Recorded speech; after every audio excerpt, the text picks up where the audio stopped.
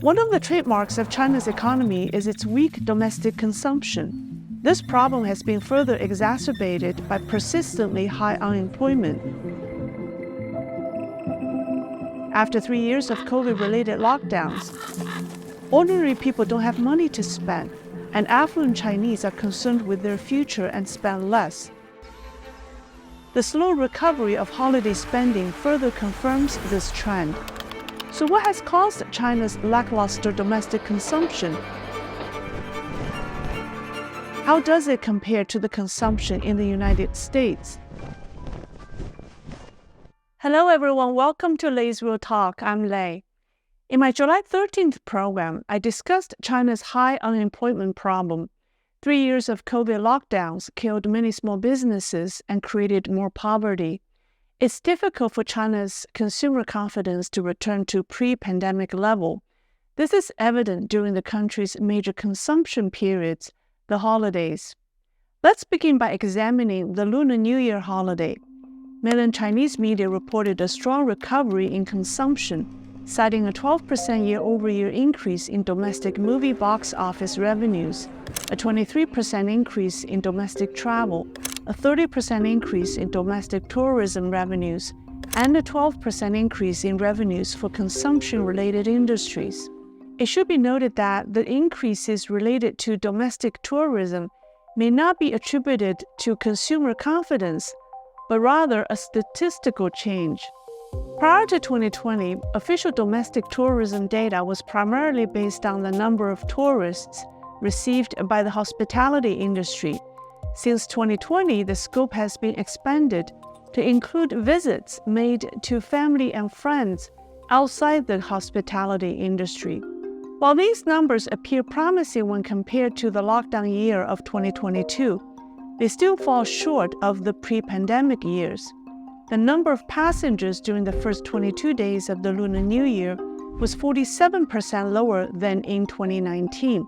Domestic trips and tourism revenues were 11% and 27% lower than in 2019, respectively. And international trips during the New Year period saw a 77% decline compared to 2019. It's worth noting that wealthy Chinese typically engage in international travel during holidays, but not many of them have taken foreign trips this year. During the Dragon Boat Festival from June 22 to 24th, data from the National Immigration Administration show that 3.96 million Chinese crossed the border, a 2.3-fold increase from 2022, but still 35% lower than in 2019. This confirms that the high-end travel market hasn't recovered to pre-pandemic levels. In the mass market, it seems that although more people have taken trips, they spend less. According to the Ministry of Culture and Tourism, domestic tourism during the June Dragon Boat holiday exceeded 2019 by 13%. However, the average spending per traveler is below 2019 by 14%, from 410 yuan in 2019 to 352 yuan in 2023. A similar trend was observed during the 5-day May Labor Day holiday. Per capita consumption fell by 19%, from 603 yuan in 2019 to 488 yuan in 2023. Another indicator of weak consumer confidence is the performance of the June 18th e-commerce day, which is the second largest e-commerce event in China. This year, June 18th, coincided with Father's Day, the Dragon Boat Festival, and the 20th anniversary of e-commerce giant JD.com. Expectations were high, with e-commerce giants developing various aggressive promotion campaigns in anticipation of the biggest day ever. However, their collective silence regarding the June 18th sales results suggests nothing but an underwhelming performance. Other than the sagging economy, China's state-controlled economic model is the most critical factor contributing to sluggish domestic consumption. Let's do some comparisons with the United States.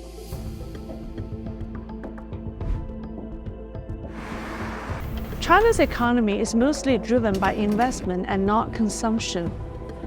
Comparing the makeup of China's GDP to that of other countries from 2012 to 2021, a study conducted by the chief economist of Zhejiang Commercial Bank, Ying Jianfen, found that household consumption in China accounts for only 38% of its GDP, which is 18% below the global average.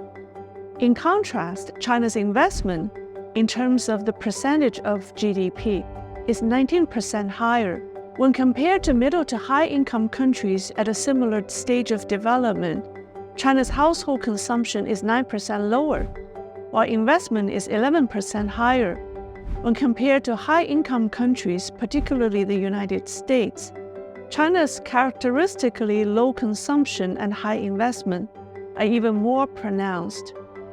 Another Chinese economist, citing data from the U.S. Department of Commerce and the Chinese National Bureau of Statistics, wrote on May 19th that household consumption in the United States reached 7.6% of GDP in 2022, while in China it stood at 28.6%, indicating a 42% difference. Also, China saw a 10% decline in consumption from the 10-year average of 38% between 2012 and 2021 to 28% in 2022. This alarming 10% drop further validates our assessment that COVID lockdowns have exacerbated the problem. So why don't Chinese consumers like to spend money? Didn't we see them line up outside designer stores in Europe and North America? The ones who could afford the trips were relatively affluent. There are a small percentage, and those days are gone. The fact is, the mass majority of Chinese don't have a lot of money to spend. Even though the CCP claims China is the world's second-largest economy, its citizens are mostly poor. According to an article by Caijing magazine on February 4th, the average monthly disposable income for the top 20% of Chinese households in 2021 was 7,153 yuan, which is about $1,100, while the lowest 20% had an average monthly disposable income of 694 yuan, or $107. The per capita disposable income of China's top 20% is less than one-fourth of that of the U.S. national average. Chinese not only make less money than Americans, they also must work harder because they have a singular source of income. At a national macro level, 96% of Chinese people's income comes from salaries and wages, while in the United States, salaries and wages account for 69% of total income. 22% of American income comes from investments, which include interest, dividends, rent, among others, while this number is only 4% in China. So even though China's economy is investment-driven, investment doesn't contribute much to Chinese people's income. People mostly rely on salaries to make a living. The United States is a consumption-driven economy, but almost a quarter of its citizens' income comes from investments. From this, we can conclude that China's state-sponsored investment activities contribute to GDP only and don't make a difference in its citizens' wealth. One Chinese netizen commented that China's biggest economic problem is that its economic growth has nothing to do with its people.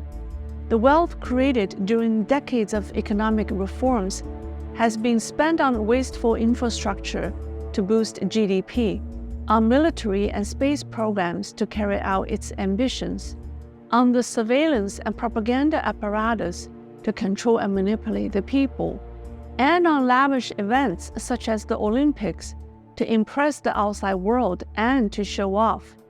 Most of all, the money supports the world's largest government and its corrupt officials. Whatever is left, if any, has trickled down to the people and isn't sufficient to boost consumer confidence. The lack of government subsidies and welfare programs is another reason for China's low consumption. In China, The amount of money people receive from the government is almost negligible. In contrast, government subsidies account for 9% of residents' income in the United States. Last but not least, the burden of household debt has significantly impacted China's household consumption. In 2022, the household debt-to-income ratio in China was 63% higher than that of the United States.